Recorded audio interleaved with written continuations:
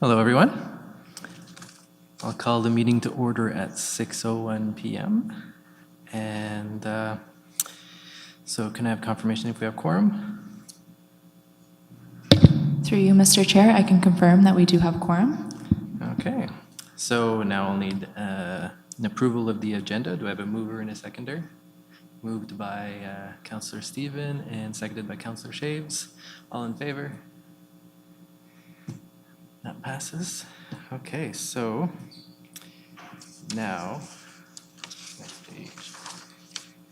So can I have a confirmation of the minutes of the Environment, Infrastructure, and Transportation Policies Committee, number 03/2023, held on Tuesday, August 1st, 2023? Do I have a mover and a seconder?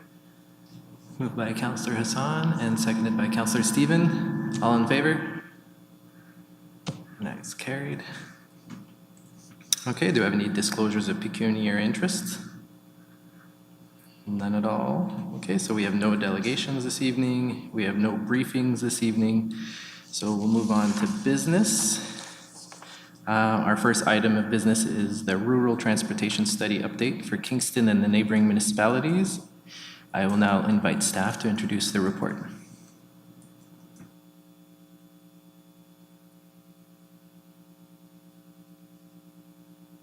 Good evening, everyone, committee chair and members of the committee. My name is Justin Bromberg, project manager in the CAO's office, the city. It's my pleasure tonight to present, to introduce the report, EITP-24-004, regarding rural transportation study update for Kingston and neighboring municipalities. I'll briefly introduce the report and certainly invite additional questions. I know that Commissioner Joyce will also be available to answer any questions as well. So this, perhaps just to recap, this study was initially presented to Council on February 7th, 2023, about a midway update of the project, and the study was completed a couple of months ago in September 2023. We had the report finalized just last month. So it was about just over a year from the start date to the study began in October 2022.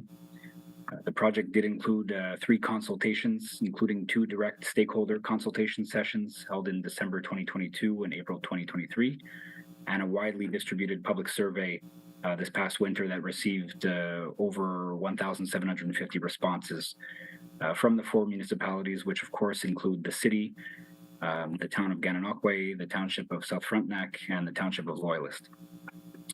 This initiative does align with the city's efforts to create more regional synergies with surrounding municipalities and build an active and connected community, including improving public transit and active transportation options, and certainly for the rural areas of the city of Kingston, and in discussion with our neighbors to have that network, or the proposed network, encompass those surrounding municipalities as well.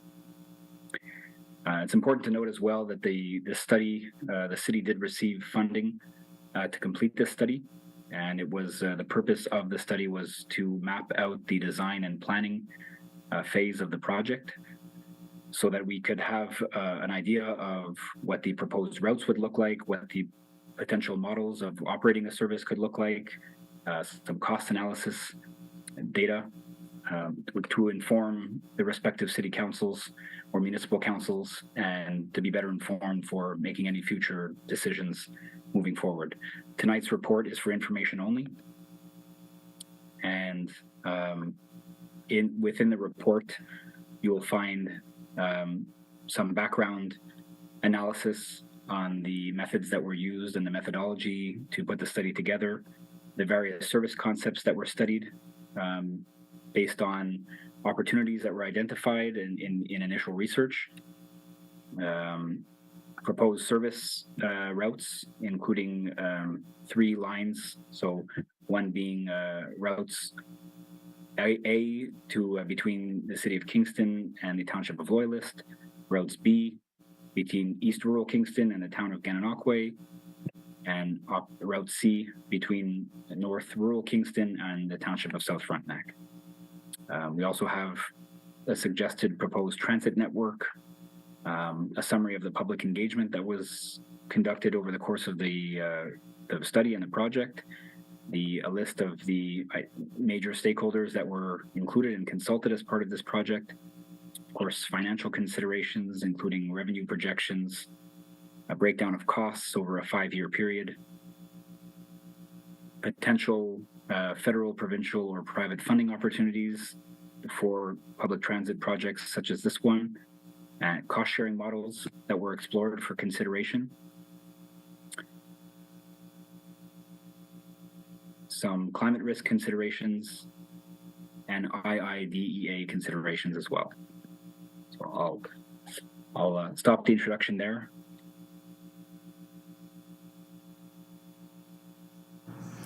Thank you very much. So I'm going to move to the committee members if they have any questions on this report. Councillor Amos? Thank you. Through you, Mr. Chair. I noticed in the report you talked about percentages, Mr. Bloomberg, in coming from South Frontenac and from a loyalist, but you didn't talk about percentages coming from Gananoque that were potential working individuals coming into the city of Kingston. Would you know that percentage?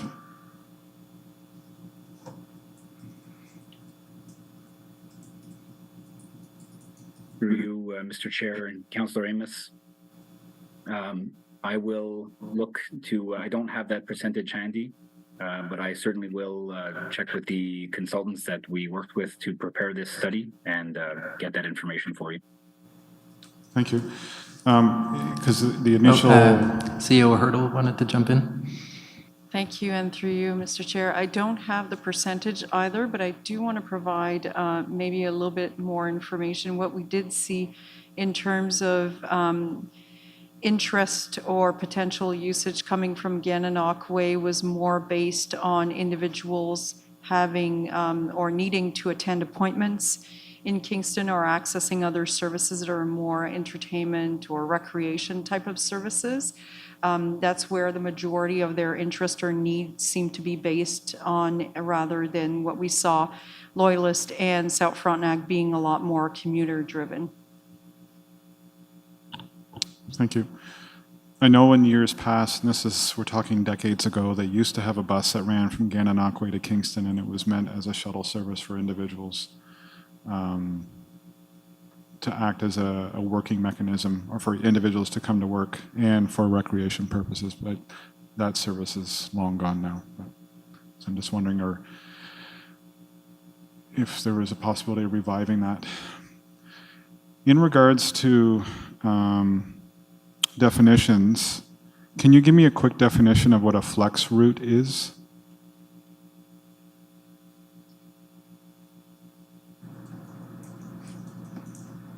Go ahead. Through you, Mr. Chair and Councillor Amos. I'll find that information here for you.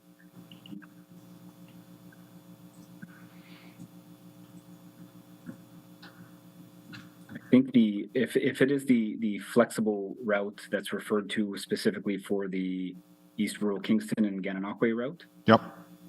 That would be something that, as opposed to a fixed route that operates on a fixed schedule with fixed points, there could be some flexibility, as the name implies, put into the schedule. So, for example, I believe it's covered, and I don't have the page handy, but there are in the images in Exhibit E1, we see that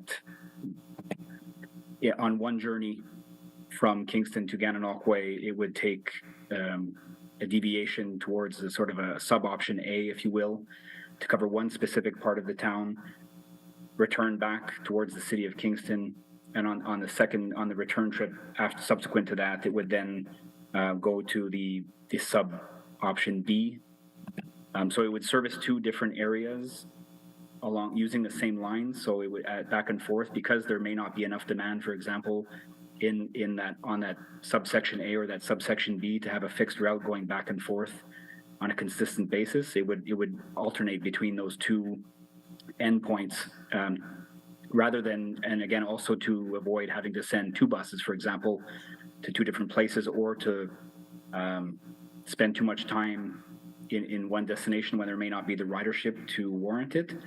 This would allow for greater coverage using the same route, but with a deviation on an alternating basis.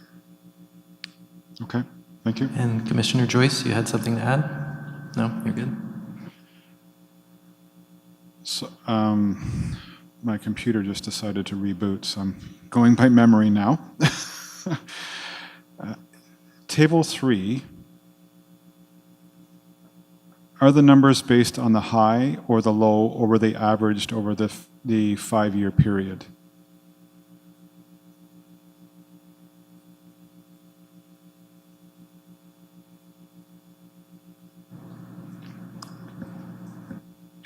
Okay. Through you, Mr. Chair and Councillor Amos, I believe those are, there is a net municipal investment. I'm looking at table 3, the breakdown of costs over a 5-year period. That net municipal investment, and as well as the couple of lines above, total expenses, is the per year cost over the first 5 years. Sorry, I was looking at revenue projections. And this is where I want to throw my computer, but the revenue projections showed a number for each year. Right. Is that revenue projection based on a low ridership or a high engagement ridership? Or was it an average? It looks to be as there would be an increasing ridership forecasted over the 5-year period. So beginning in year 1 with an annual ridership forecasted at 12,000, increasing to 24,000 by years 3 through 5. And those total revenues subsequently increasing from 88,000 in year 1 to 179,000 per year in year 5.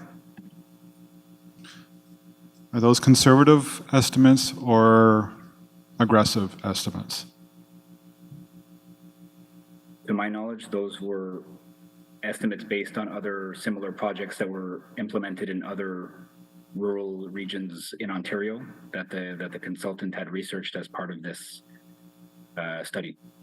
I believe they're on the conservative side. I know that we reviewed this several times, especially on the financial data, to use more conservative and factual numbers based on existing projects in other communities.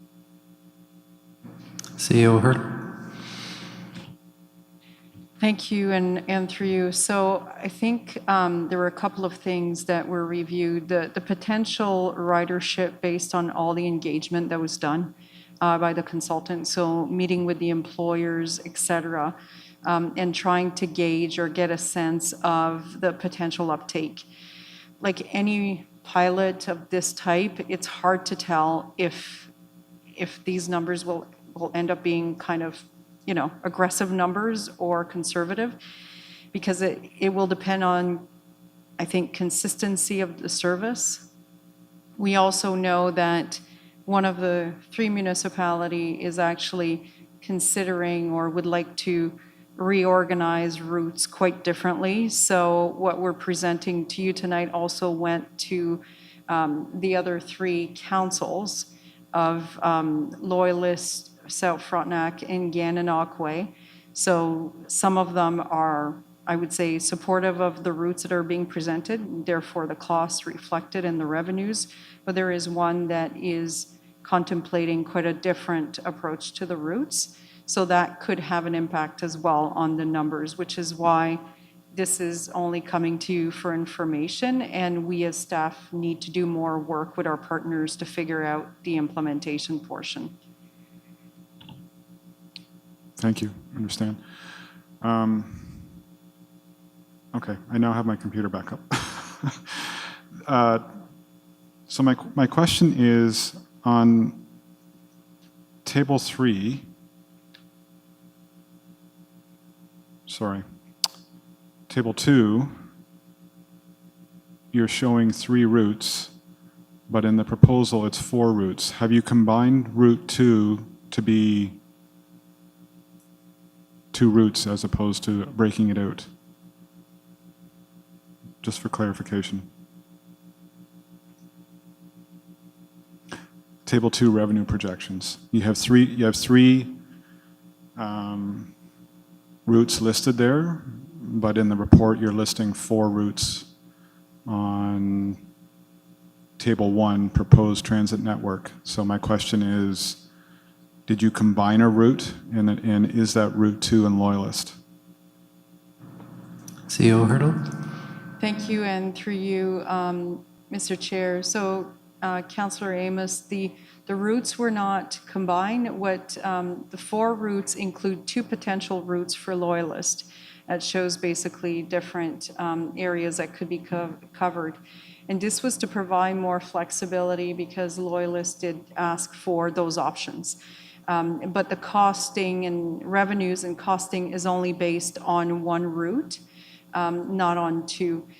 I will tell you that, I mentioned earlier, municipality that's looking at changing the routes, that is the municipality that is contemplating some changes. So although we're talking about those routes tonight, I anticipate that Loyalists will want to bring some additional changes. I noticed in the report also the recommendation is to hire a third-party contractor to run these routes. If that falls through, does Kingston Transit have the ability to do this, knowing that our existing model is still not able to run at full capacity because of driver shortage? Commissioner Joyce? Thank you, and through you, Mr. Chair. So Kingston Transit currently doesn't have the capacity to do that, which is one of the primary reasons why the recommendation of the consultant is to hire a third party. Okay. With regards to the FTE or the 0.5 FTE, that seems a bit light, knowing the responsibility of this, of looking after could be potentially 3 very active networks in conjunction with 3 different municipalities on top of ours. It also said in the report that we're embedding the position into the offices of Kingston Transit. Is that correct? And are you anticipating synergy eventually there? Commissioner Joyce? Thank you. Excuse me. Thank you, and through you. Yes, they would be embedded in the Kingston Transit. It's felt that from an efficiency perspective, we can probably provide the most efficiency to provide that service level. And a lot of the functions would eventually blend into the organization, of course. The 0.5 FT is based on what the consultants have seen from other operators of these kind of rural networks and what they saw. So that's where the 0.5 FTE comes from. But we would certainly be looking at how that would eventually get melded in with the current organization and structure. Okay.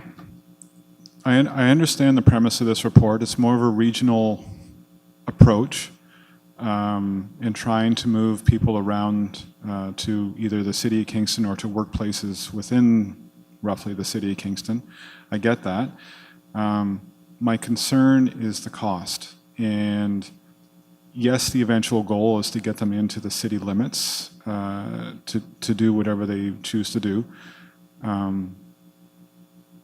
But we're pulling as far north as Verona, and Loyalist is fairly close, but Gananoque is not either.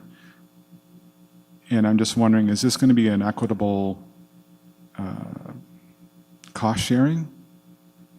Because I'm wondering how many 30 seconds. I'm wondering how many residents of actual countryside will be picking up, and the majority of them will be outside of our city boundaries. Yet, we're the bigger player. Are we incurring most of the cost? Thank CEO you. Hurdle?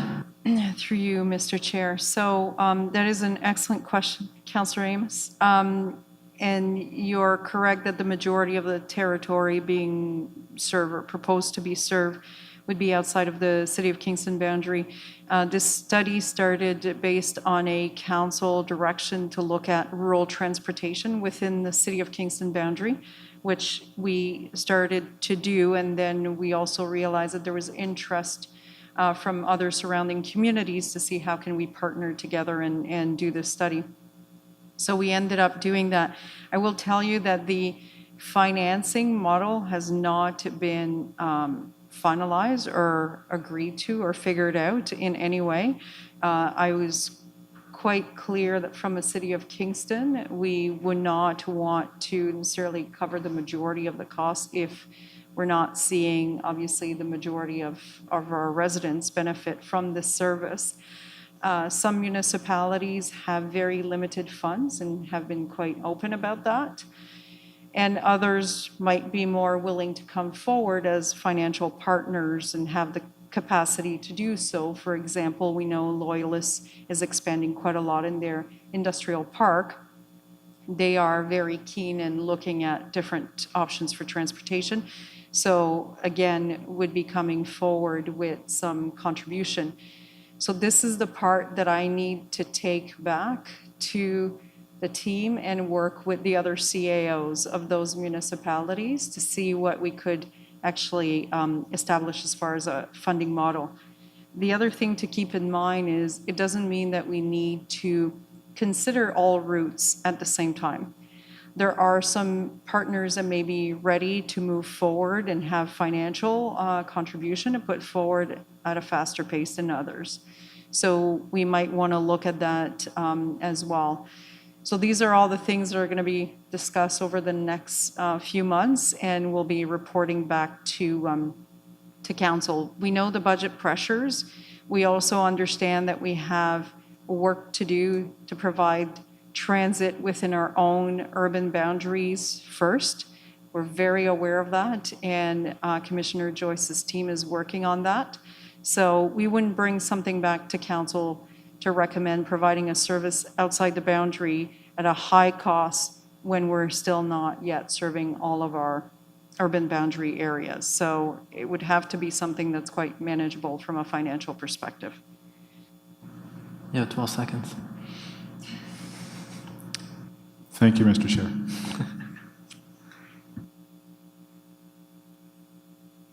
Okay, Councillor Stephen. Thank you, Mr. Chair, and through you. Thanks, AO Hurdle. What you just said really helped to crystallize and clarify a few thoughts that I was wondering about. My first question is, why was this whole exercise run out of the CAO's office and not out of the Transit or Transportation Department? CEO Hurdle. Thank you, and through you, Mr. Chair, I'll answer that question. There are a couple of reasons. First of all, we did have some change in the portfolio for transportation. We had a commissioner that was there and retired, but I think part of it too was that we had CAOs from other municipalities that were involved. So in terms of working directly with my colleagues, I felt that that was probably a good exercise in terms of being able to interact directly with them. Thank you. I have similar concerns to what you've already mentioned about sort of our own citizens of Countryside and the East maybe not getting the service that they need. And I wonder if, so the on-demand was dismissed in this report for, I'm thinking of the North more so, because of that large geographic rural area. But if we were to sort of set South Frontenac aside for a second and just think about Countryside District, would we maybe get a different recommendation for how to approach transit in that space?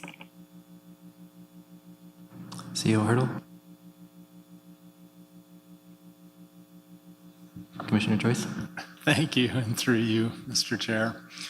So I think if we were to look at in isolation the rural parts of the city of Kingston, we would look at various scenarios and what would make sense and have it, a lot of it based on the demand.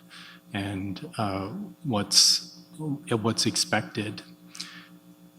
To a degree, a lot of the data that was compiled by the consultants would be useful in that analysis as well, because it did take that into consideration, just not in the full body of the rural area of Kingston, because as you know, like on the east side, it actually goes quite a ways north, right?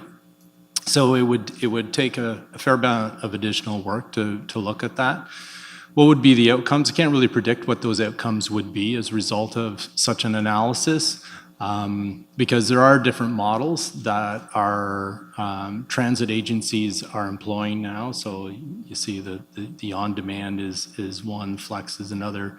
There's various options. There's even the vouchers that are mentioned in this report as another option. So it really becomes a little bit about what the appetite is for that.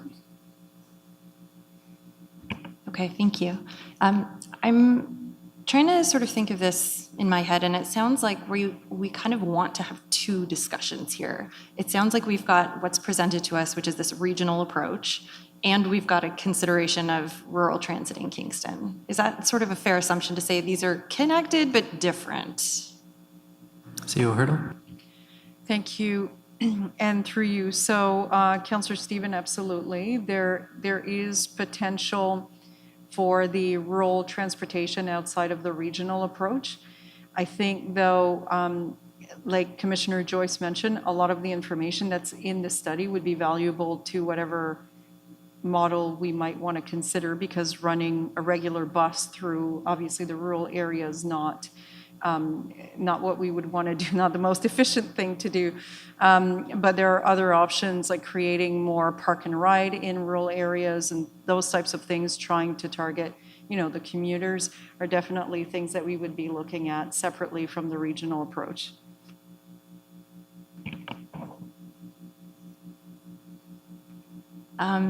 I'm just thinking back on the report, and I remember reading about how Loyalist had some gas tax money they needed to spend in the next year. So in terms of rollout, are they who we would probably be looking at first as a partner to move forward? CEO Hurdle? Thank you, and through you.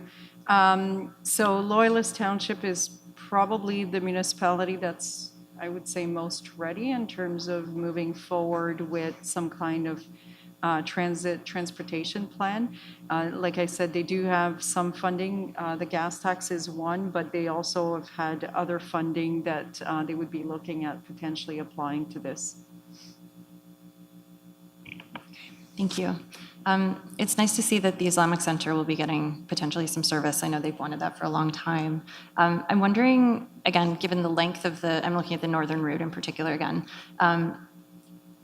with the length of the route and the sort of low frequency that would lead to, is this type of service, do you think, going to meet the needs of the Islamic Center, or like Little Cat Creek or Rito Acres Campground is on the east side, but would this be helping those groups? Like, have they been consulted directly?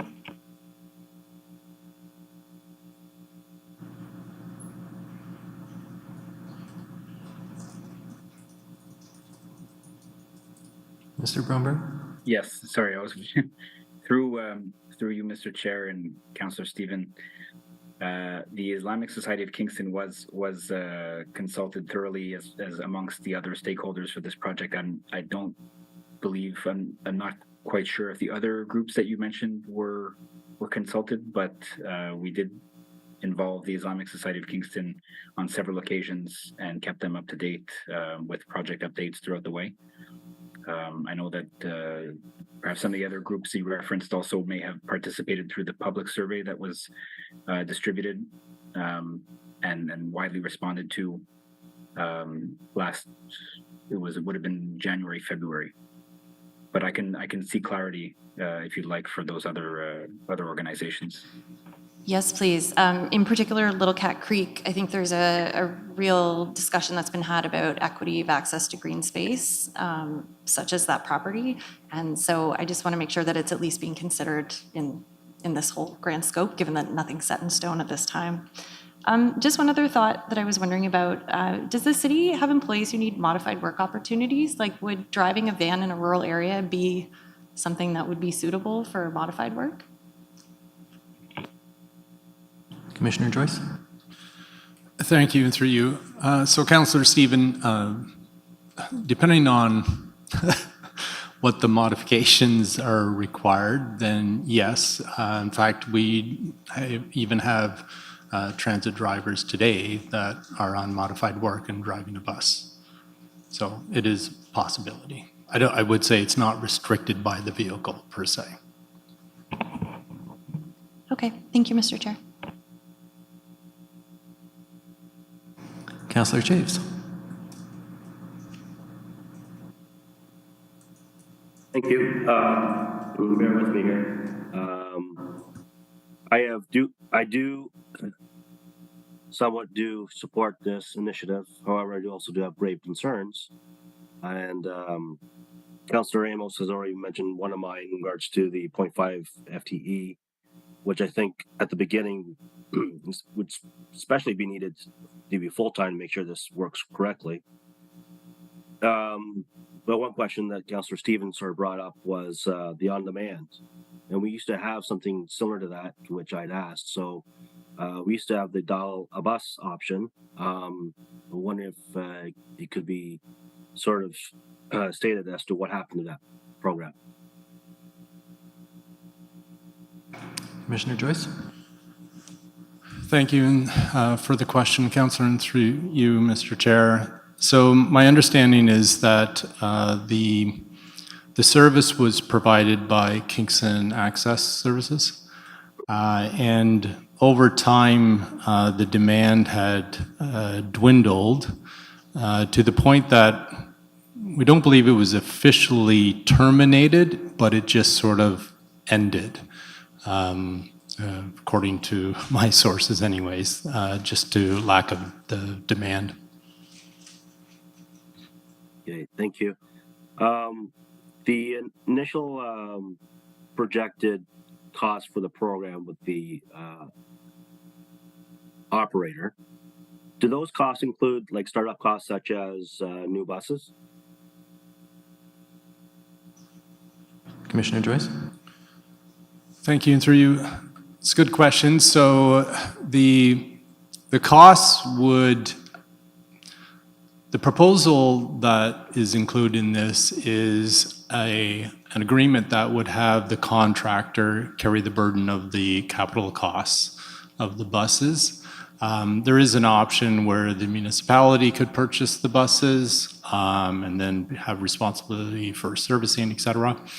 But I think the preferred option is that the contractor, the third-party contractor, would be responsible for supply of the transit vehicles. So the capital costs would be built into their operating costs or their charges to the municipalities. Okay, correct me if I'm mistaken, but did I read in the report that if the municipalities bought the buses, they could actually use other government funding to do so, but the operator could not? And to which point could actually reduce the cost to both the operator and especially the municipalities and more so the residents.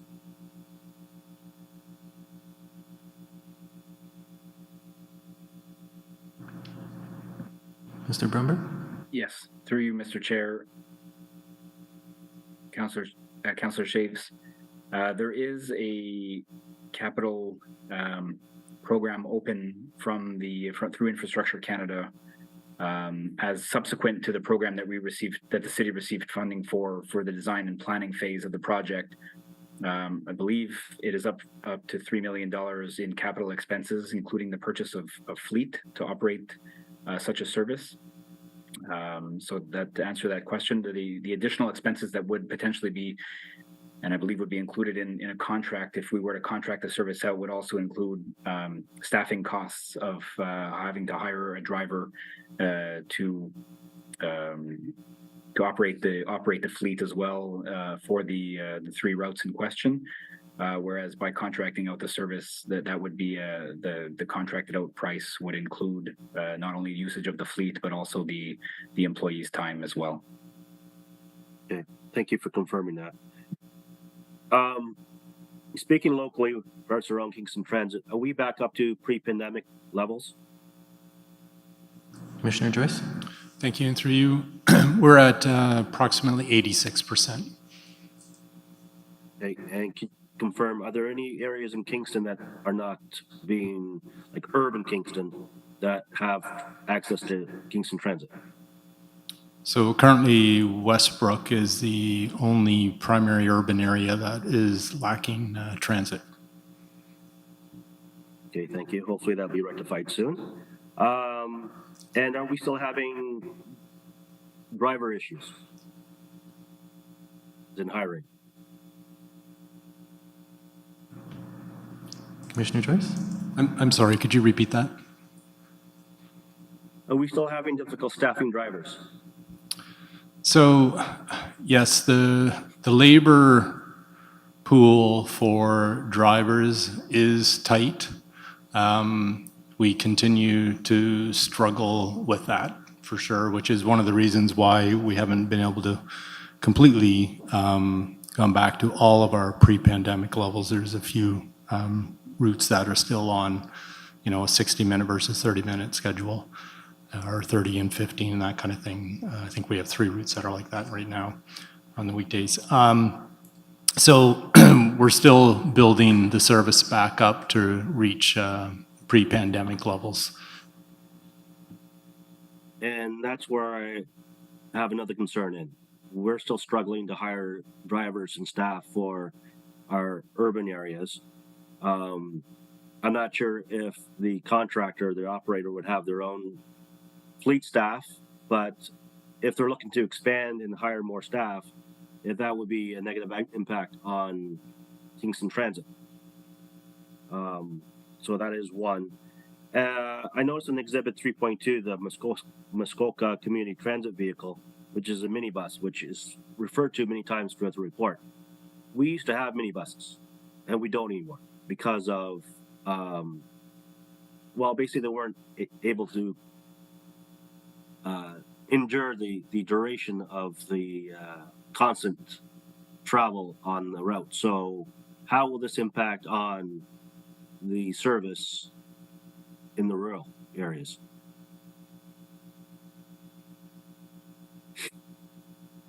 Commissioner Joyce? Thank you, and through you. So the minibuses, the experience that Kingston Transit had a few years ago was not a positive one with those. There were significant mechanical issues and ongoing high operating costs associated with them. So the service life to those units were sort of abbreviated and they were disposed of. I guess the question would be whether or not it would be feasible to go with minibuses in the future. I can say that one of the detractors for a minibus from our perspective would be that a minibus cannot be used as a reserve vehicle like a full-size bus can be.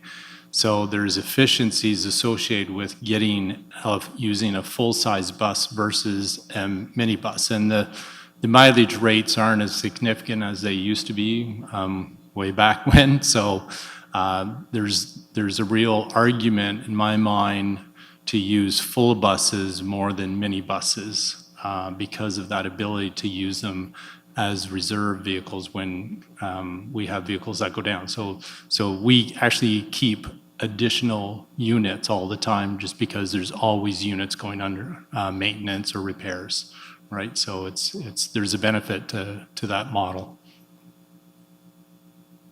Okay, because I'm just wondering about the wear and tear on rural streets and that aspect there.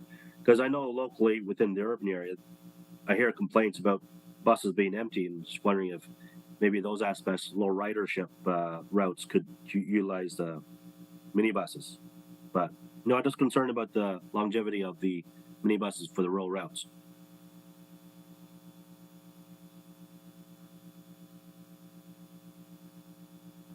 3.1.5 talks about specialized transit, and it's exclusive. And don't we already have that in place under Kingston Access Service? And would they be providing the service? Have they been contacted? And would they be able to provide service?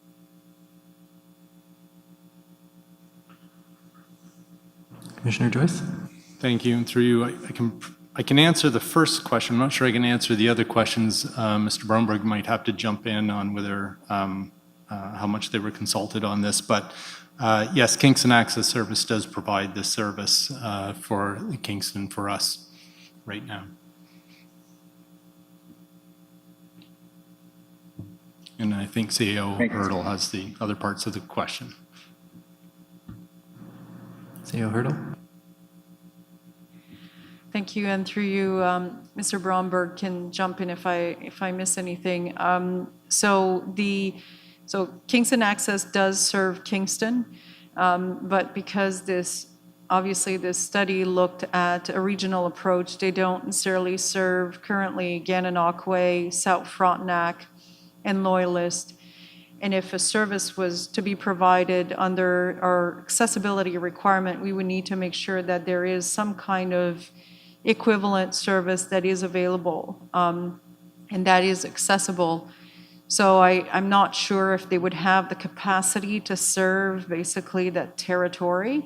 I don't think we've had those conversations at this point. I think we felt maybe it was too premature without even knowing if some of the municipalities involved would be interested in moving ahead with this particular implementation. So to my knowledge, we have not necessarily had that conversation yet, but it's something that we could have if other municipalities are interested in joining in the implementation. Thank you. Because if it's not my understanding, if I'm understanding correctly, if we provide public transit, we're also supposed to provide accessible public transit in the same areas. We've expanded that to all of rural Kingston through Kingston Access. So if we add these extra routes to Gananoque, Amherstview, and South Frontenac, we'd have to at least provide the same accessibility access public transit to those areas as well. Maybe not to a greater extent as rural Kingston as we have currently. Would that be correct?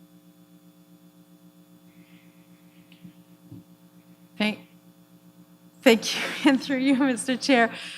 So yes, Councillor Shaves, we would have to provide, and when I say we, I don't necessarily mean the city of Kingston, because if we're talking about a service in Gananoque, that should be a Gananoque, responsibility. Same thing with other municipalities.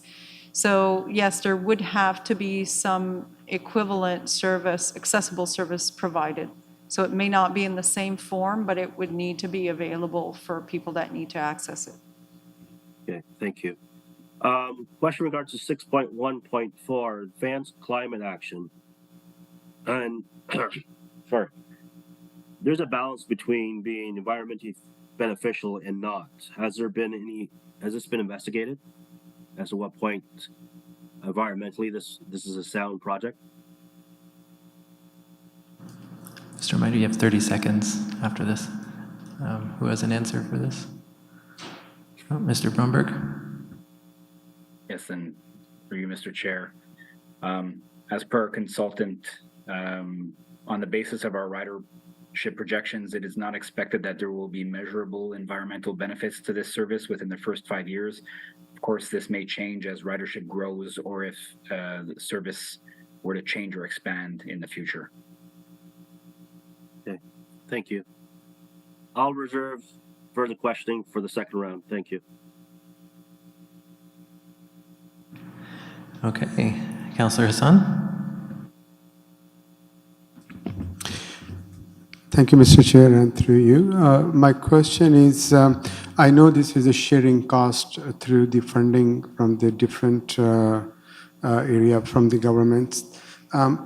beside these funding available for sharing ride project for the three municipality, how much it will cost extra to operate this operation or put it in operation in fact to the city of Kingston? CEO Hurdle? Thank you, and through you, Mr. Chair. So this truly depends on the formula that is established in terms of financing. And this is the part that we have not yet determined with other municipalities. So it could range in some cases from $0 to a lot more. So for example, if you look at Loyalist, currently there is transit operating in Loyalist. Loyalist Township pays for that transit. So the route in Loyalist could potentially be paid by the municipality of Loyalist. These are discussions that still need to be had, which is why we're not asking the committee or council to approve anything. We're informing you of what these options are. It could also be much higher. So if you look at other models, and we've asked the consultant to pull examples from other municipalities where similar programs exist, there's a variety of different ways that this could be financed. And to be frank, I'm not sure that any of the other models out there necessarily reflect what we are proposing here, because in some cases, it's a county serving multiple lower tier municipality. This is not the same situation here. So I think we would want to look at, not at population base, but rather look at the coverage, those types of things within each municipality. So we still need to work through that. The second question is in the report is mentioning the private contractor will be probably providing the service. During this survey or collecting the information about this project, did we talk to some of the potential contractors and if they will be ready, if we are ready to take the service? And other thing is I noticed to providing accessible service is mentioned that we will talk to the local taxi company through the accessible taxi. Do we have enough accessible taxi plates to provide that service or consider that service to be provided to the needies? CEO Hurdle? Thank you, and through you, Mr. Chair. So we have not approached any company to start conversations about taking this service because I don't think we're at a decision point now. There's still way too much work to do, especially on the financial side, that we need to do with other municipalities before we decide or bring something back to council for approval. The other thing around accessible taxis, I can tell you that our current taxi commission, which covers Kingston and Loyalist, does not cover South Frontenac or Gananoque. They currently do not have sufficient accessible taxis. That's actually a conversation I had with them recently, and I will be bringing back information to City Council on this, to ways to finance additional accessible taxis. But that will be in 2024.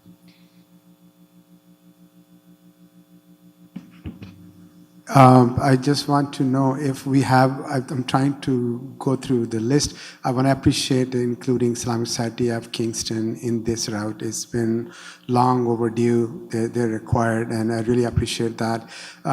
Did we include somewhere, if I can locate it, the Providence Care Hospital route, that route? Commissioner Joyce? Thank you, through you. So, Councillor, that's really not included in this report. That's going to be part of the report that we are bringing forward in near the end of second quarter 2024, the transit report that will provide some options for council to consider, and that would be included in that. Okay, Councillor Oosterhoff?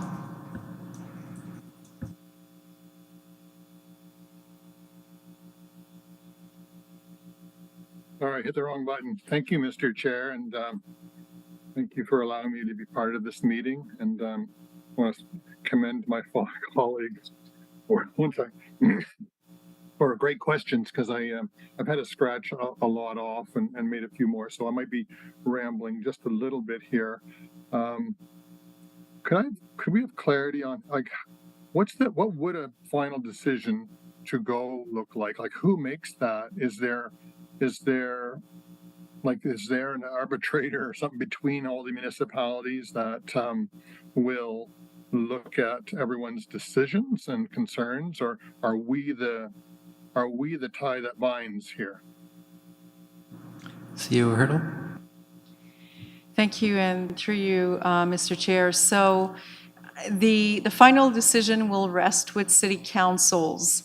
And I say councils because there are other councils that will need to make a decision as well in terms of their own route. There's no question that the city of Kingston could choose to look at a model that just captures its rural area on its own. But there may be some benefit or advantage to look at combined efforts in some cases. So that's what you have in front of you. We from staff have work to do, and probably some of the challenging work around discussing finances over the next little while, and come back to you with what we think the viable options are for implementation. And then you'll make a decision. Yes. Thank you. And through the chair, I remain a little bit confused, but I think I understand that. Everyone is there a fund that are we anticipating a fund that might drive this initially as a pilot, and that is it possible that this will be a go once we've done everything we can to make it viable and sustainable? Is that something that we're looking at to see if there's enough funds to give it a 3 or 5 year pilot? Is that what I'm reading here? CEO Hurdle? Thank you, and through you, Mr. Chair. So I think there are limited options for funds and grants, and the consultant notes that in their report. Quite honestly, if we're thinking of a grant, so anything outside of gas tax dollars or property tax dollars, I think trying to work, for example, with Loyalist and a new company like Humacor coming to the area, may be an opportunity to try to tap into some funding there. Because I think we're going to have to appeal to the provincial government in some form, and of course, they're very keen on supporting businesses, large ones. Yes. Yeah, thank you for that. I didn't see, and maybe I missed that, but some of the strategies involving the loops, and I appreciate Councillor Stephen asked questions that really impacted the rural or in potential, but I didn't really see just a basic loop. So that'll be coming further on than a basic rural loop. Like we included Loyalist, which are longer runs, and Gananoque is a longer run, and obviously a Verona is a longer run. I thought there might be a consideration for, what we had for trial loops to pick up, obviously, the Islamic Center. There are other faith communities as well along the way in a significant loop in the rural area. But I guess I'm reading here that that's not right now. I just heard then that there will be another report with transit loop options for us to consider outside of this. Did I hear that? Commissioner Joyce? Thank you, and through you, thank you for that question, Councillor. This report doesn't contemplate such a loop route as you're suggesting in just rural Kingston. The report planned to come at the end of second quarter of 2024 from Transportation and Transit would be looking at options that might be possible for council's consideration. Whether that will include that rural route as you are suggesting. I can't answer that right now. We're still in the initial phases of starting to look at that at this point, but it's duly noted. Yes, thank you. And I think my last question, Mr. Chair, is kind of related to the park and rides and the mentality that we have talked in years past. And I'm not sure if you've got that information through your meetings with the public, but even when I discussed it with South Frontenac, the hope was that there would be park and rides, where they don't want to drive in the city so much. And is that embedded in here, or is that just further details? Like we have KGT at Princess and Sydenham area. That's been really good. But the Montreal Street car park and ride and different areas. So did I hear that wasn't really part of the plan, but just doing the loops, or was there a mentality of also letting people come closer to the city, pick them up there, so less distance, and allowing them into the city or supporting them into the city and then out again? Did I miss that, or is that likely what is being considered as well?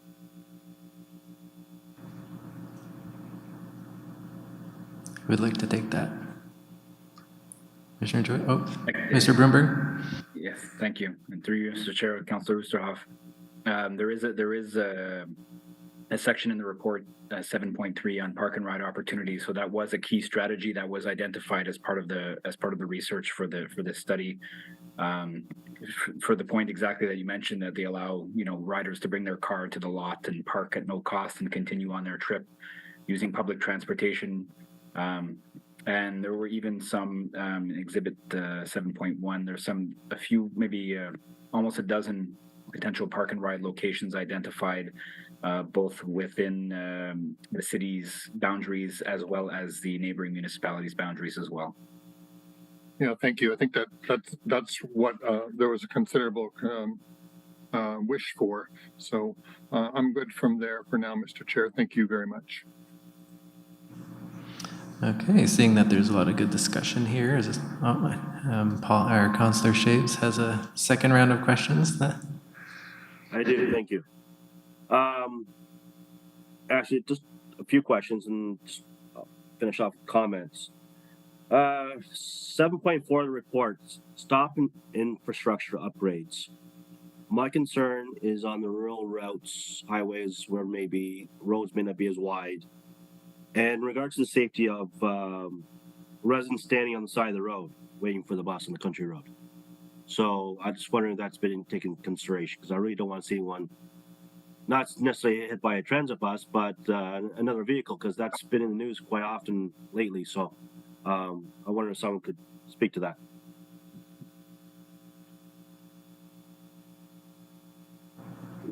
Anyway, Mr. Broomberg?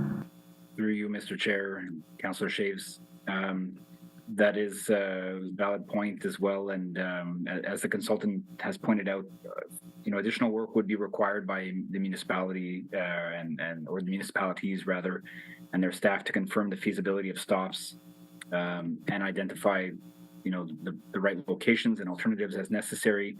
I will add also that regarding the earlier point about capital funding, the capital funding that stream that's available through Infrastructure Canada also does provide for other capital infrastructure such as bus stops as well. So if it doesn't only it's not restricted only to fleet and the purchase of vehicles or buses, it can also cover the installation and purchase of infrastructure related to bus stops and signage, things like that. So that could be something worth considering at that stage. Okay, thank you. And as I mentioned at the top of my first round, overall, I am in favor of expanding the transit system to help out those in rural areas, just like within the urban area. However, I have great concerns, as I mentioned. We've talked about funding from other levels of government, but we all know that with a new government, which could come in 2 to 3 years from now, things could change. So we may not have that.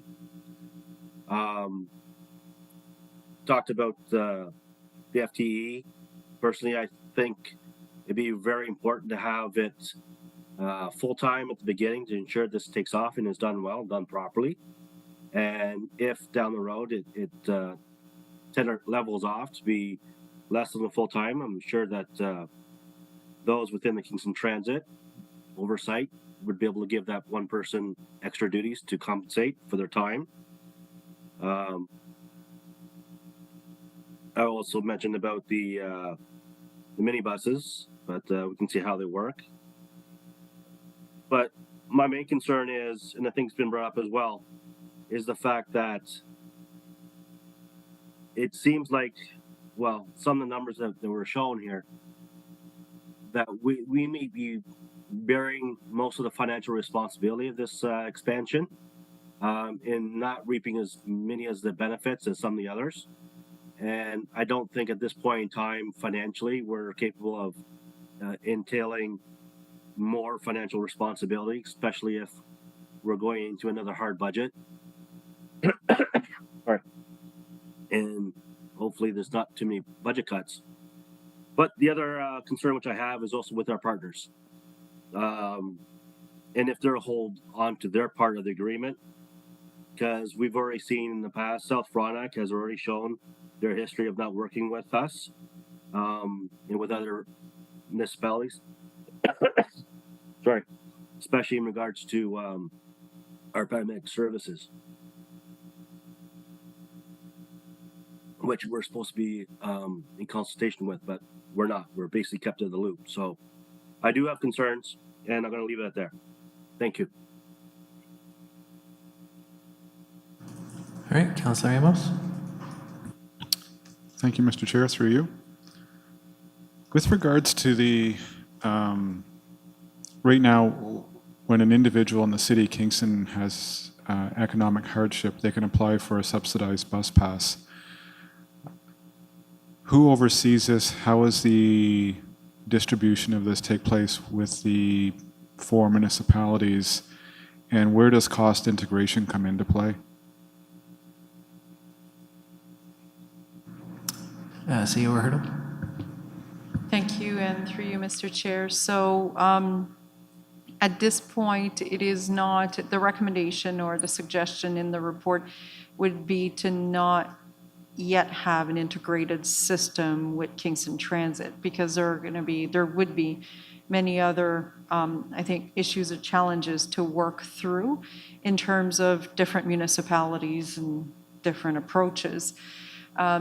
The fee that's being proposed would be a fee that would be applying based on where the person would be leaving from and where they're going to. If there were individuals within the city of Kingston boundary, we could always review that as an option in terms of our program, our municipal fee assistance program, which we control. But again, that would only cover people that are within the city of Kingston boundary. Thank you. Does this, CEO Hurdle, you had hinted about the gas tax that we currently receive. I don't think this would put us in jeopardy, but do you see any issues with this new regional approach? Would the gas tax in any sort of way be affected with that approach? CEO Hurdle. Thank you, and through you. So our revenue in terms of the gas tax wouldn't change. It's just how we would choose to spend it, which of course we've been redirecting some to our own transit system. I would have concerns, and I would actually not bring something to council if the recommendation was that the city was going to bear the majority of these costs. I would not do that. My priority is the City of Kingston and the city residents. Other municipalities, if they wish to have a route that goes through to their municipality, will need to find a way to come to the table with funding to help support that. Thank you. I have no further questions, just a comment. A lot of it is around what Councillor Shaves has indicated. I have concerns with the cost of this, and that the City of Kingston will brunt most of the cost, which means our taxpayers will brunt most of that cost. And I think a regional approach is a great idea, but we need to have our eyes wide open and have proper, fulsome discussions with our partners. And each partner needs to come to the table as a partnership and go from there. Thanks. Any other questions? Councillor Oosterhoff? Yeah, thanks again, Mr. Chair. And just some comments there. I know that I was at the public meeting. I'm really going to forget now, but must have been in the spring or maybe it was February. I don't really know which one at in Vista, and that was an excellent meeting. And I learned a lot there, and I was really impressed with the involvement of the area communities and the mutual success that they are all hoping to participate in. So I'm a little bit concerned when I hear some of the negativity, because I understand that this cannot be. I don't think anyone's intending. I don't see where we are expected to carry the burden. I don't think that was in play here. So I guess I can ask of what, is there something going on that I don't know about and we don't know about? What are we reading? Where do we get the idea that Kingston has to have an unfair share of the burden? So that's one question. And was the Muskoka model comparable and viable? Are we looking at success stories? And is there a complication that we should know about that we might not understand, besides that this is a very complicated puzzle? I grant that, and I want to commend the staff for the amazing work that they're doing to put this together under, a lot of demands. But I guess those are three questions embedded in there, but I don't think that, I think that we all expect this, that everyone pays their share, right? Thank you. Thank Zero you. Hurdle? Thank you, and through you, Mr. Chair. So I'll jump in and have my colleagues add if I miss anything. So Councillor Oosterhoff, there was a review of some of the other best practices, specifically, I think, in Ontario. But again, the majority, I think, or a number of them were based on a county approach, so a county serving a number of lower tier municipalities. The City of Kingston, of course, is not the county covering Loyalist, South Frontenac, and Gananoque. So it's a bit of a different situation because lower tiers do pay dollars to the upper tiers to receive service. So if we were a county, it would be, we would put it into our tax and then the lower tiers would pay a portion of that. So it would be a bit of a different situation.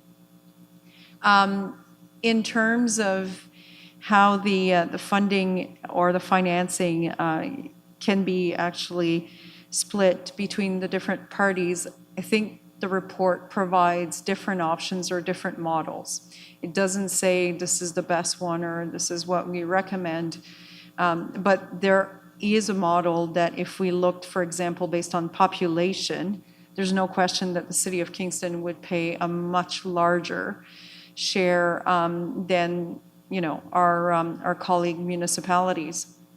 So we really need to look at, I think, what makes sense in terms of who's benefiting from the service. So those are conversations that will need to take place. We also need to recognize that some municipalities may not have the financial capacity.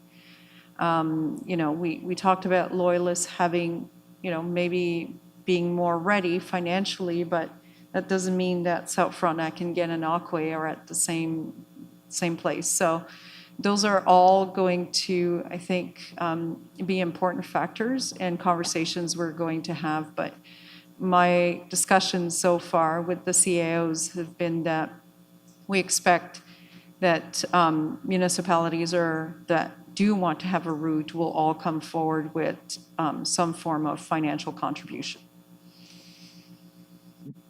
Thanks.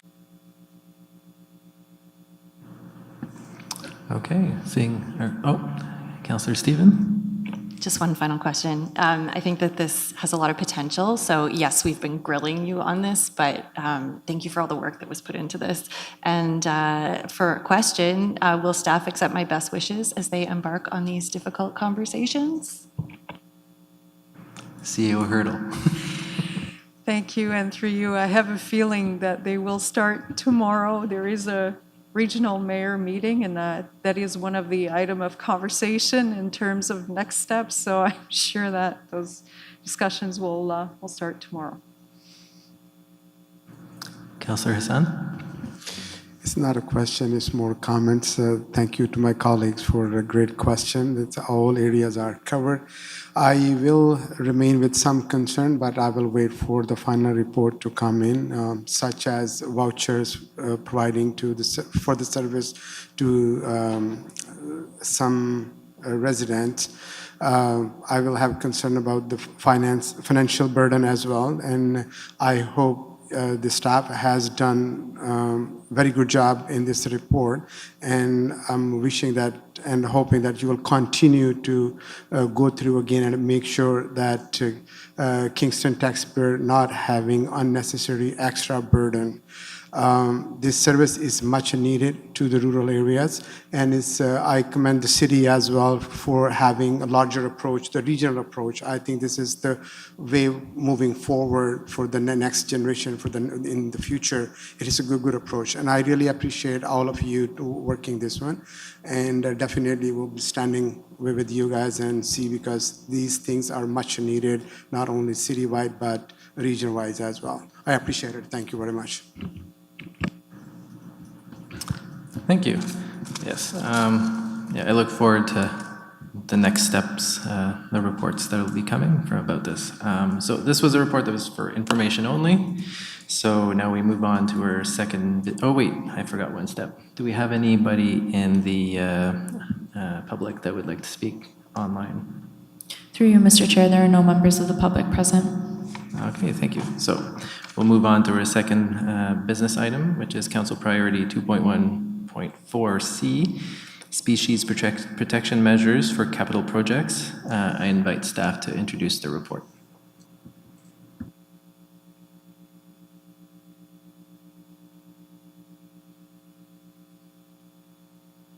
Evening, Mr. Chair. I believe I have a slide deck to share.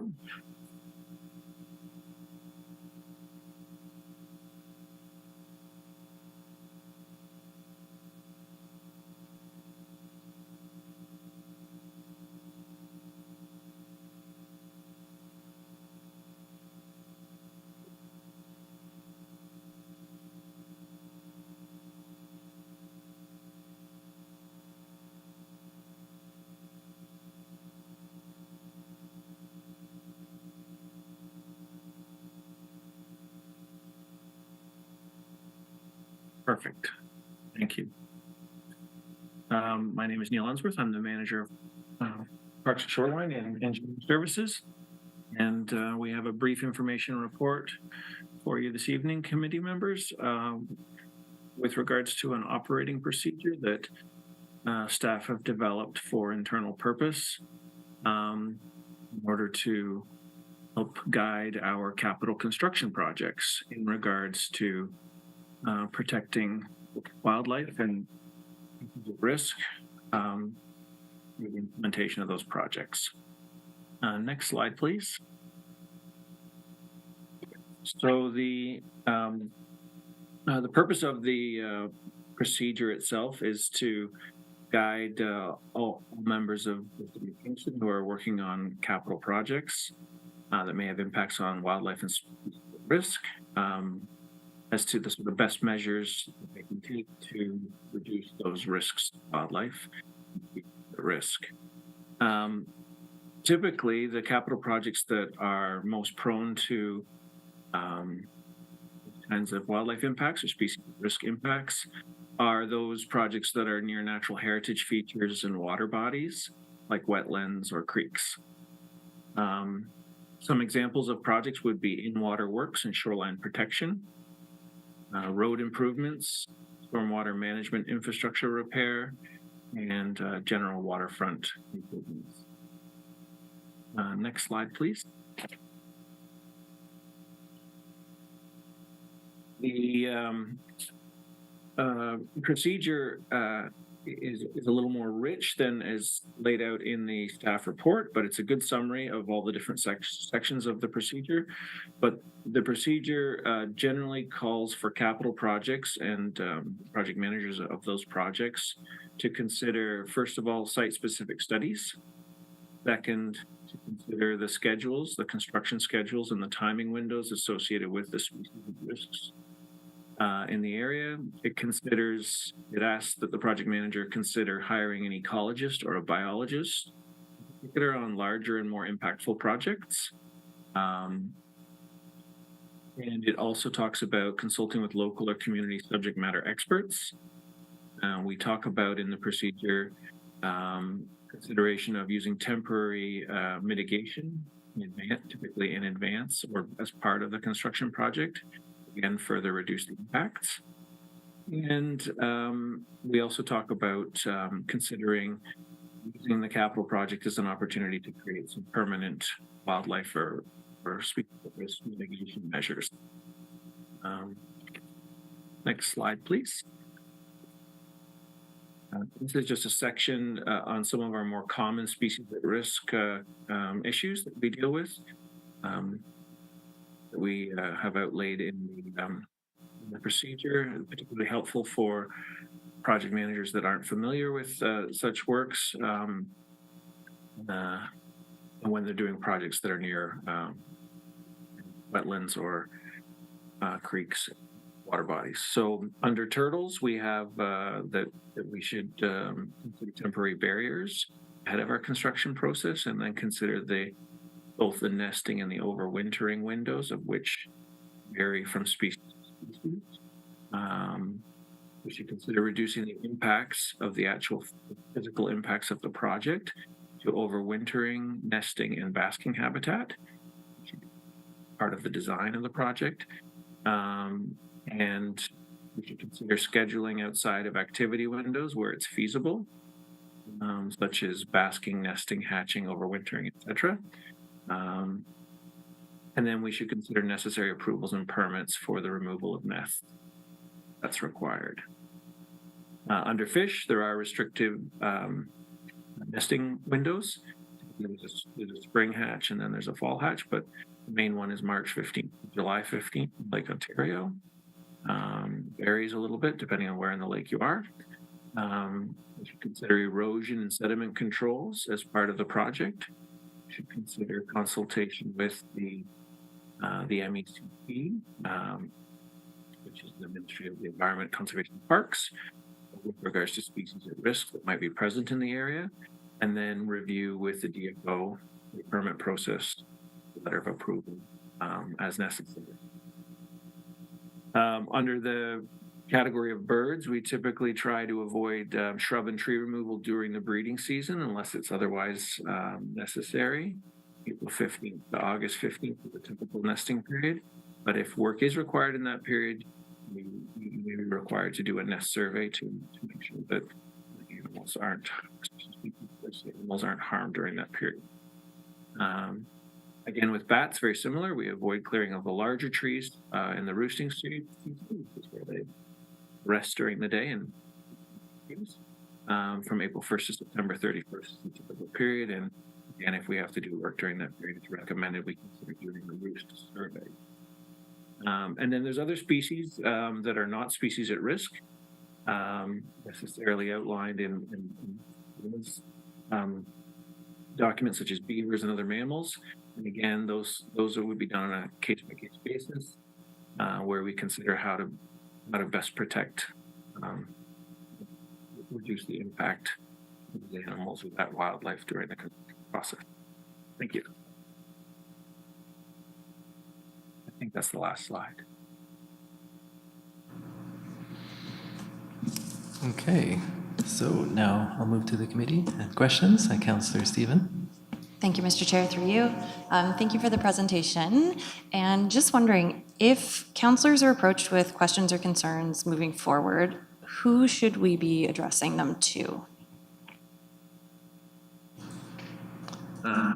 Through you, Mr. Chair. Thank you, Councillor. If the question is related to a specific project, we have a Capital Works project portal where that project manager's name is listed, and that person is usually the best point of contact. If the questions are more related to this procedure in general, not specific to a capital project, I think you can likely forward them to engineering services, the director of engineering services, or myself, and we can find the right leader to then field those questions. Okay, thank you very much. Okay, so next on my list is Councillor Ramos. Thank you, Mr. Chair, through you. Just a quick question. Would we normally consult with the CRCA on our capital projects for this very aspect of projects that are potential under impacts?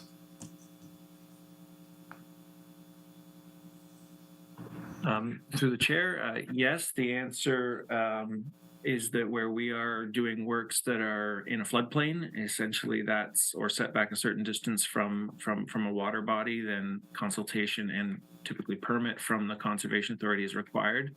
The procedure identifies a number of minimum thresholds that have to be done regardless of this procedure. One of them is all the regulatory approvals. So for example, the requirement to get DFO permit, that's sorry, Department of Fisheries permit for in-water works, or consultation with the Ministry of Environment, Conservation and Parks, and a number of other different agencies, including the Conservation Authority, Parks Canada, if we're on the Rideau Canal, etc. So absolutely, this is just a staff procedure, and it doesn't supersede the responsibility we have on any capital works project to go to seek all the relevant permits and consult accordingly.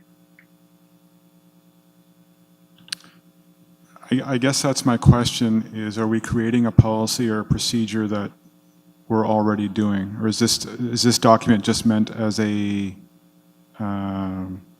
placeholder to catch all of that?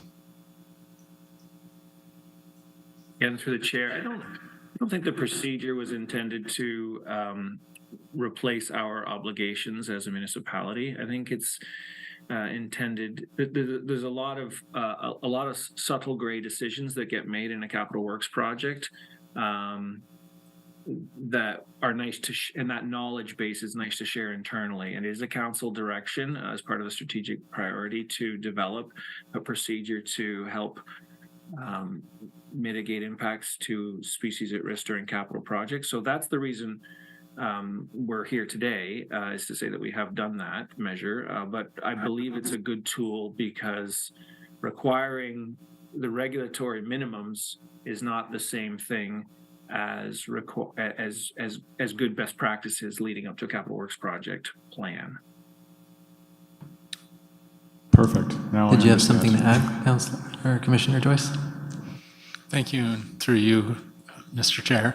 I was just going to say that you know, the purpose of this, in addition to being on the strategic plan as an initiative of council, is really to solidify for the city that any of these kind of projects need to consider species at risk and these protocols, so that while some of the measures have been used before on various projects, it hasn't been solidified to say, here are the things that you must consider for species at risk. So that's the purpose of this, is really to set that out, to establish that in a well-documented manner, to ensure that all the projects that we do, we are considering those things as opposed to it being sort of piecemeal. Perfect. Thank you.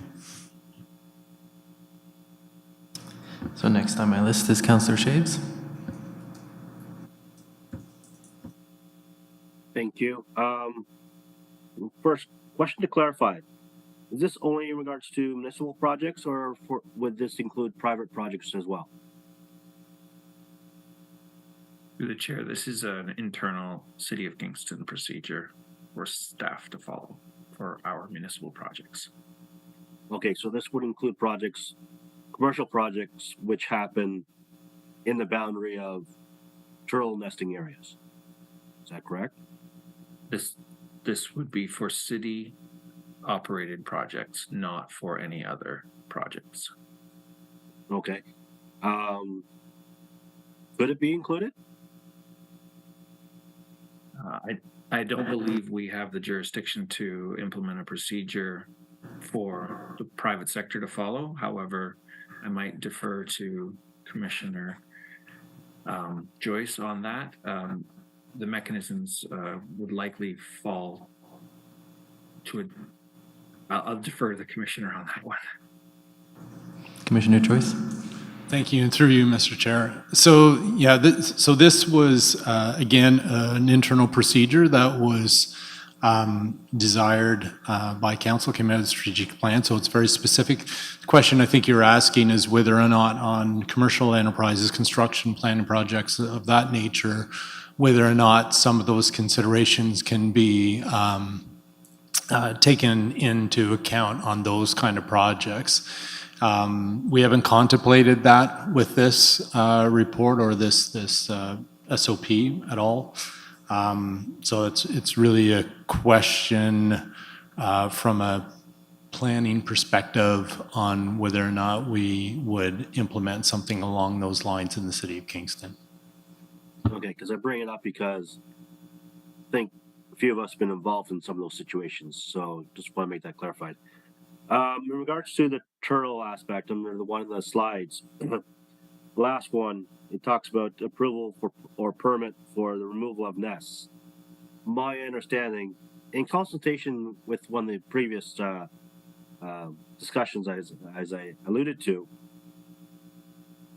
there needs to be a qualified person to remove a nest, dig it up, remove the eggs, and everything. And my understanding is only 2 people within the Kingston region that are qualified to do so. And for the most part, these permits come from the province, and they're quite difficult to receive because they have to be highly justified as to why we're removing a turtle nest. Because my understanding is from the qualified person is the province would rather delay the project until the nesting's over. So I'm not sure if anyone's aware of that.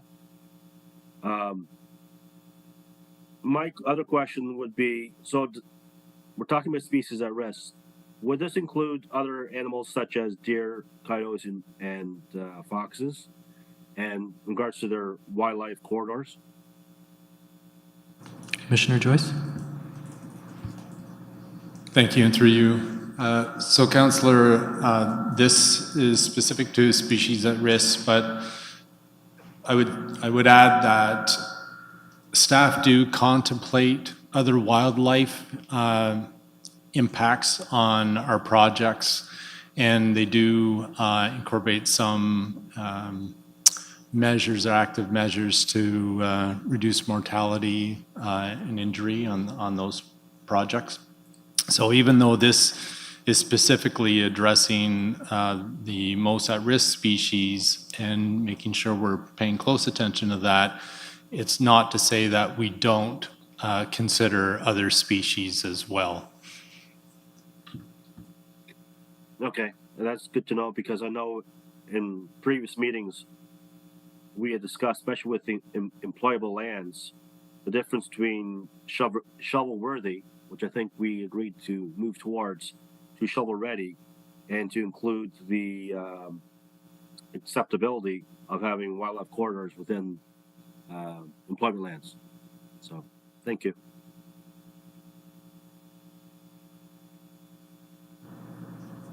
Okay, so next on my list is Councillor Hassan. Thank you, Mr. Chair, and through you, my both question Councillor Shea asked, but I will ask again. My concern is the same. It's a great report and a great initiative, but my worry is if we need qualified people to bring the report and present the report to the project, it might delay. In that case, or we will be prepared ahead of time to have enough people who qualifying for to have conduct that study or research what we need to do so we don't delay unnecessarily our capital project. Commissioner Joyce?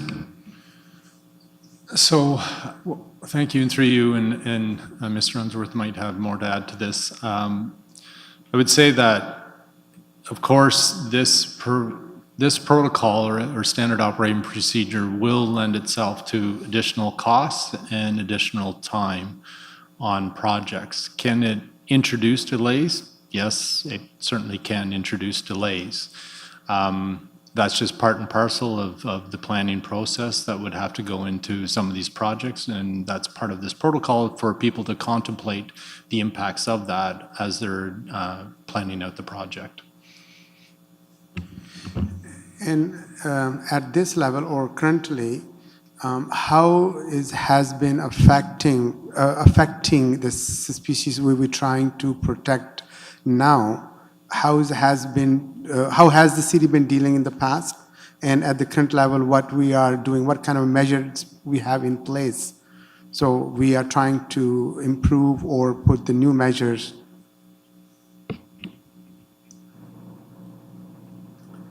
Mr. Unsworth? I thank you through the chair. That's a great question, Councillor. A lot of what is in this procedure is actually our current best practice. So we're not completely changing the way we plan out our capital works projects. However, we're looking, as Commissioner Joyce said, we're looking for that sort of holistic approach across all city projects that might have impact on species at risk. I can provide 3 really brief examples of recent projects that are being implemented. One is a project at Abidon and Highway 2 and Treasure Island Causeway, St. Lawrence Avenue, where we implemented almost every one of these considerations because it was a big project. So we got an ecologist on board and we used exclusion barriers in advance of the project, well in advance of the project to limit the areas where nesting could occur for turtles. And we've actually also done a number of things through the design process to make it a better capital project from an impact perspective, to reduce those impacts and even actually leave some mitigation measures behind afterwards so that it's a safer space for species at risk after we're done that capital project. That's just basically a roads and shoreline project. So that's a really good example. And I think there may have been some additional time and cost involved in that, as Commissioner Joyce mentions, but well worth the investment, and the project is not overduly delayed, and it's probably a better project for it. We've also done the same thing on 100-Foot Park, which is sort of a middle scale shoreline project, and with slightly different measures, and then even a more modest project like an elevation change to the KMP Trail in a section that is prone to having turtles, but also non-species at risk beavers as well. So we've done a number of measures there to make that a good project. So all different scales. On smaller projects, we don't throw the whole package at those smaller projects. But we do actually have the manager of the project aware of all the issues.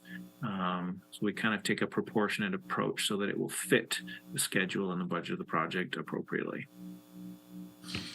The last question is, if these recommendations go through and we start implementing it, would you be able to tell me, give me an example, what kind of challenges might we will see in the future? Just maybe one example. As an expert, what do you think, what was the biggest challenge can be to implementing these recommendations?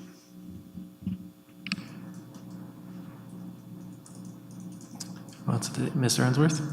Yeah, thank you through the chair. I just had to think for a moment there. I think the knowledge is the hardest part, to be honest. It's a lot of what we're doing in this in this last sort of 5 years, where we've become really, really hyper aware of species at risk in our capital construction projects, is to share that knowledge internally. So I think that's sort of the procedure is part of that solution. So I would say that's probably the main issue, is just sharing that knowledge internally and having that knowledge build up with all of our project managers and our leaders of our construction projects. But again, as I said, I believe the procedure is part of that solution. Thank you for the report, and thank you for the staff for lining up with our strategic plannings. And keep it up, hard work. Okay, thank you. Those are great questions. So now we're going to move on to see if there's any questions from the public. Through you, Mr. Chair, there are no members of the public present. Okay, so just to mention that this was also a information report only. So now we're moving on to the last item of business, which is potential to extend the Better Homes Kingston program. Could I have the staff introduce the report, please? Yes, good evening and thank you, Committee Chair. I'm Soren Christensen, Project Manager in the Climate Leadership Division, and I will give an overview of the report. So, looking at the potential to extend the Better Homes Kingston program, the ITP 24001, we are keenly focused on making this program, Better Homes Kingston, a long-term offering from the city. The program is performing well, and we have a focus on continuous improvement and working towards scaling the program to reach the ultimate 20-year goal. So we are still remaining on really focusing on the pilot goal before anything else. We need to build and streamline the process for this program to create something that can last. And so that remains our primary focus. There's definitely a risk in trying to expand program offerings before achieving the pilot milestone of approximately 500 projects. And there are many opportunities for efficiency in our process, and they all come at a trade-off of oversight and potential impact. So the more streamlined and simplified we make the program, the less impact will be achieved for each individual project. And so going over some of the key aspects of the program, the importance of our energy coaching services. This is a key lever for program stacking, so for assisting homeowners to maximize funding from all available home energy retrofit programs in the market. And this energy coaching is driving deep impact. So we know with an expansion of Better Homes Kingston, we want to retain and potentially expand some of the offerings of our energy coaching services. Furthermore, the savings for fuel switches, going from heating your home, particularly with natural gas, to a heat pump, the savings are very nominal, especially for homeowners that did not previously have air conditioning. So if you're switching from a natural gas system to a heat pump and you did not have AC before, you'll be increasing your electricity consumption during the warm months of the year where you need to cool. So because of these marginal savings for some of these projects, which are by design the focus of the program, because it's focused on fuel switching, we do have a need to retain some kind of incentivization, particularly for those projects that are switching from natural gas to a heat pump. And another reason for this is because the capital cost of heat pumps, so the upfront cost for the equipment, is significantly greater than switching from a status quo natural gas furnace to a natural gas furnace. So the incentives that we offer really help to level the playing field here. Furthermore, when looking at expanding, it is critical to keep the project momentum up. So if there's a significant gap where no funding is available from the time that we conclude the pilot to the time that we look to expand or extend the program, we'll start to lose buy-in from contractors in the area, as well as residential energy advisors who are already at threat of the boom and bust cycle that we see with home energy retrofit programs. For example, the Canada Greener Homes Grant Program, which is there's discussion that it will be discontinued in early 2024. So looking at expansion, we are looking at creating a fee-for-service model to support the program's long-term operation, and we would need this to achieve revenue-neutral operations. So essentially putting in some form of administrative fee to cover the cost of administering the program, and we're working with many other municipalities who are looking to move from the pilot phase of their home energy retrofit programs to long-term sustainable programs. Drawing a bit of attention to low-income geared fuel switching programs already in the market. There are a lot of offerings right now for very low-income homeowners to fuel switch from fuel oil or propane to put in a heat pump system. And so we don't want to compete or duplicate these offerings. So we want to support low-income homeowners to access the resources that are already available to them. And we are working with Housing and Social Services to help connect homeowners to give support from our energy coaching services to ensure that those who qualify for these low-income focused programs can get access to that funding and put in a heat pump instead of making another 20-year commitment to a natural gas furnace when they come to the end of life of their furnace. So to land on a couple key points, the first being incentives.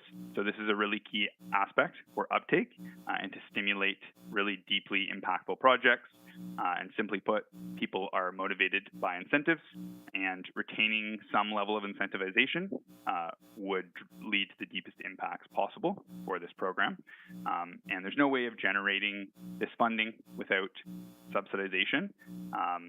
And when we introduce interest rates to the financing that we offer for this program, which is what would be proposed to expand, it's very likely that interest from the public would be reduced. To what degree, we don't know, but essentially the offering for the program would no longer be zero interest. And so keeping some level of incentivization as a carrot to keep people motivated is critical. And so we will be looking to internally finance the program, and we'll return in Q3 2024 with the precise details on loan financing, the available interest rates that we would have, and specifics of our fee-for-service model for program cost recovery, and as well as options for continued incentives to be offered for the program. Thank you. Thank you very much. So questions? Councillor Stephen. Thank you, Mr. Chair, through you. Thanks for that presentation. You hit a lot of the highlights, I think, from the report. That's great. Just wondering, in terms of the fee for service, in the report, it's described as maybe an upfront administrative fee or an interest rate rider or some sort of hybrid. When staff bring a report to us in, I think you said Q2 2024, will it have a recommendation for an option that staff think would be the best way to approach this? Thank you, and through you, Mr. Chair. Yes, so just to clarify, it was Q3 2024, and yes, we would be showing options based on research from several of the other leading jurisdictions in terms of the impact that they have and any other research available. So yeah, we'll have a list of options for consideration of council. Great. Okay, thank you. And through you, Mr. Chair, just one other thought, and I don't know if this falls within the scope of the work that you're doing, but I just want to mention it in case it does, or maybe it's something that can be planted somewhere else. But there's a disconnect between landlords and tenants, right? So you've got these landlords that own the buildings, but the tenants pay the utilities. So the tenants would care about energy efficiency. The landlords, not necessarily, because it doesn't directly impact them. I can see that this would be very complex, but do you think there's space in this program? If it's not now, maybe it's in the future, but I think that we can probably agree that a lot of energy inefficiency is happening in rental houses like that, where there's a disconnect between who is paying the utilities and who is not. Just wondering if you could speak to that for a sec, please. Absolutely. Through you, Mr. Chair. So yes, it's a very nuanced issue. There are other municipalities that are looking at tenant-focused programs. I will just say that for Better Homes Kingston, you can participate as the landlord of a rental property. But yeah, essentially there are programs that are focused on energy efficiency for rental properties, and there could be simple, cost-effective measures that could be put in place, such as LED lighting, basic air sealing that could reduce the commodity cost for like the operating cost essentially for utilities. But in terms of more in-depth retrofits initiated by tenants, we do not have necessarily a guarantee or a model that would ensure that the cost savings would be passed down to the tenant. So yeah, it's an issue or an area of great interest in energy efficiency, and something that we continue to look at, but we do not have a specific stream in Better Homes Kingston focused on tenants at this time. Ms. Salter-Keene? Yes, thank you, and through Mr. Chair. In relation to the multi-residential, that is one of the strategic priorities as well. In addition to looking at extending the Better Homes Kingston program, it's looking at multi-residential, and that timeline for that would be 2026. So we'll be probably bringing something to EITP in 2025 after we bring the report with the extension of Better Homes Kingston. Okay, thank you. Through you, Mr. Chair. It seems like a good opportunity to really, try to find those landlords who want to work collaboratively to make those climate changes, really. Thank you. Thank you. Next on my list is Councillor Amos. Thank you, Mr. Chair, and through you. Just a quick, more of a comment. There's a question in here somewhere, but I'm a huge fan of the program. I think it's fantastic, and it's nice to see such a great uptake and from our residents. In regards to our loans that we're issuing, and I know it comes off the tax bill, residents have now completed the projects, the tax bills are starting to roll out. Is there a safety mechanism for the city? And these are curiosity questions, they're not critique questions. Is there a safety mechanism for the city if a tax bill doesn't get paid? And then my second question is, are we giving loans out for devices that have a shorter end of life? So if we're giving a 20-year loan out, are we ensuring that the device that we're giving a loan out for matches that? So, and I just don't know what an end of life is for, I'll say, an air source heat pump. Is it 20 years? Thank you, and through you, Mr. Chair. Two excellent questions. So yes, we do have a loan loss reserve provision baked into the program, backed by FCM. And to answer the second question, so the lifetime of any improvement, which are all capital in nature, so they're all permanently affixed to the property, nothing that could be, easily removed or taken away. The lifetime of the financing is equal to that of the lifetime of the improvement, or less. So yes, for heat pump systems, typically they're rated to 20 years. And so the majority of the loans, I believe the average we have across all projects is 18.6 years. And in some cases, whether they're not putting in a heat pump or I believe there are some heat pumps that are rated to closer to 15 years. But yes, the lifetime of the financing is equal to that of the lifetime of the equipment. Perfect, thank you. No other further questions. Just like I said, a huge fan of the department and what your group is doing. So well done and a good report. Thank you. Next on my list is Councillor Shaves. Thank you. I, like the previous councillors, think this is a very great project. Very high reception from residents. I believe 500 plus applicants and accepted applicants, and expectations superseded anything that we had of 30%. Majority were 60 plus. And I believe there is a wait list, correct? Is there not still? Yes, through you, Mr. Chair, there is a wait list still. Okay, that's great to hear. I would like to see this project continue. However, I'm not certain if we've exhausted everyone who wants to participate in this, because I know the current ceiling or focus our homes prior to or including 1991. I was just wondering, since we've moved on with this project a few years, if also that base level could also move higher as well, because those maybe some who think that couldn't be participate in this because their house was built in 92, 93, 94, maybe could do so if we increased a little bit. Concerning, like I said, we moved on. Houses have gotten older and maybe not as efficient as they were before. So, if you could address that, please. Yes, through you, Mr. Chair. So, while there are 500, we're targeting approximately 500 projects completed during the pilot phase. That's only a fraction of the theoretical potential of the program. So, of the many single-family homes that are built pre-1991 in Kingston, so of the highest impact projects, so particularly focused on older homes that are heating with fuel oil and propane, there are thousands of homes in the Kingston area. And so there will certainly be many other homes that are and homeowners that are interested in participating beyond the pilot.